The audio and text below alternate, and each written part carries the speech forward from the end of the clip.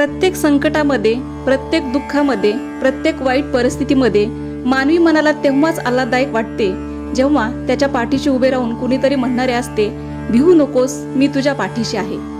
नमस्कार, मी सौ नेहा देशपांडे, सखी कट्टा चॅनल मधील एक सखी. आजच्या व्हिडिओमध्ये आपण ऐकणार आहोत श्री स्वामी समर्थ महाराजांचा तारक मंत्र आणि यासाठी साथ संगत करणार आहे माझी मुलगी नक्षत्रा देशपांडे. ऐकूयात.